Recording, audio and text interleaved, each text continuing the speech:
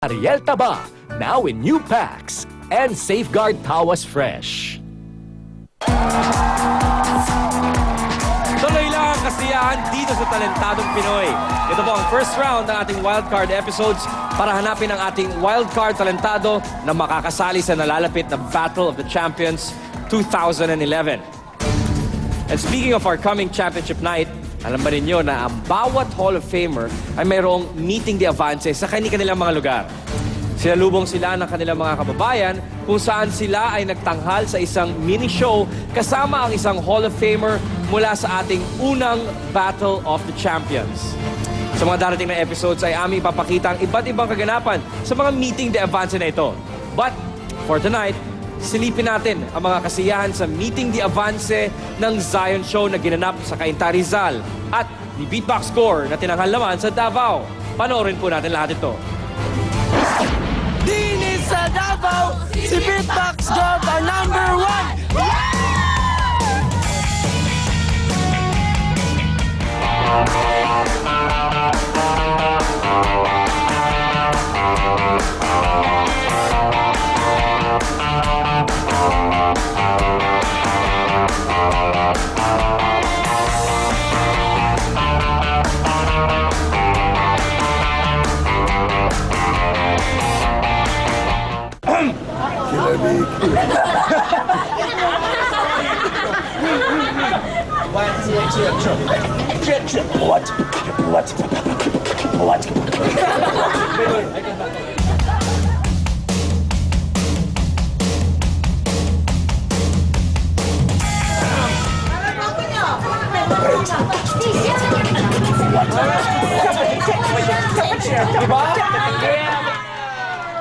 Todo ang campaign ni Beatbox Score. Nag-free show siya sa People's Park, SM at Radio Visit.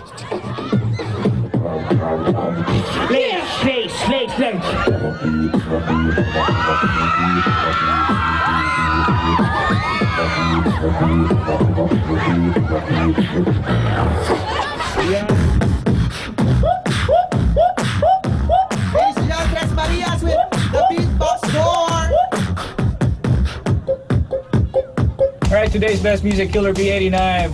Ladies and gentlemen, please welcome our very own Beatbox Score. What up, guys? This is Beatbox Score coming just right from your seat, Davao City, yeah?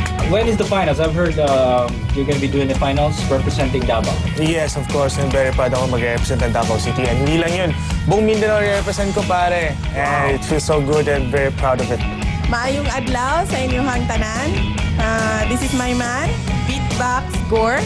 And I'm campaigning for him. TP2, send to 2929. He's the man. Tanan Bisaya, tanan tiga Davao, Mindanao, moboto na ta.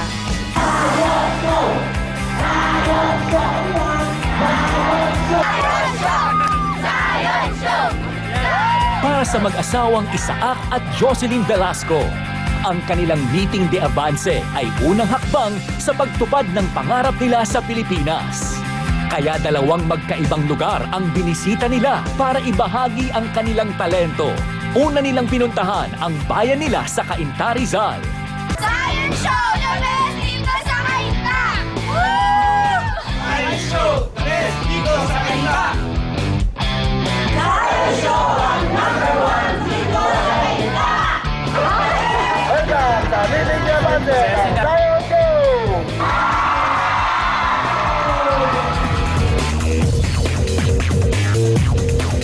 Gusto po namin talaga mag-perform sa mga estudyante.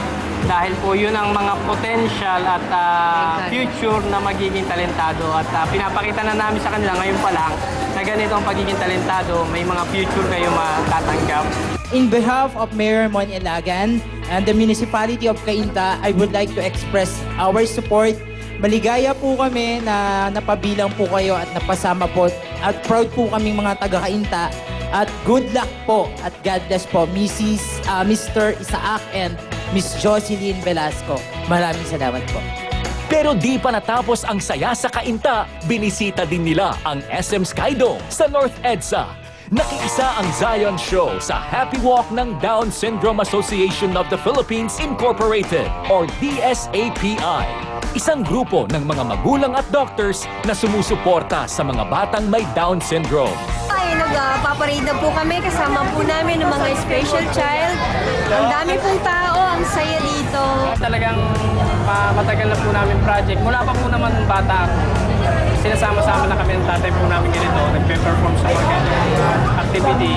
Hanggang sa tumanda na kayo, hanggang sa ngayon, gusto ko pa rin po ipagpatuloy. Ang nangyari po ngayon ay unforgettable po sa amin dahil sa first time po namin dito sa Philippines. Bilang magulang na rin po kami, may mga anak din kami, kaya yung mga batang napapasaya namin, talagang masaya rin po yung puso namin dahil sa alam namin yung feelings ng bilang magulang. Naiintindihan po namin yung mga bata, yung mga magulang nila, nakakausap po namin. Kaya enjoy na enjoy po kami. Mukhang successful ang mga meeting ni Avance ng Zion Show at ni Beatbox Gore, ha? Bukas, dalawa na naman ang show sa ating Hall of Famers ang ating makikita.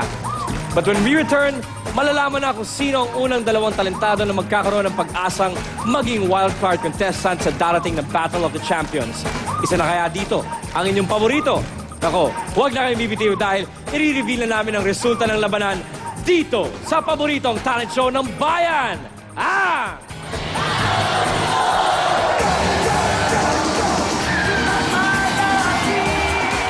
We move on to the next round! Sino ang dalawang iisang hangad na ngayon pong gabi swerteng mamukadkad sa muling pagsikat ng Battle of the Wild Card?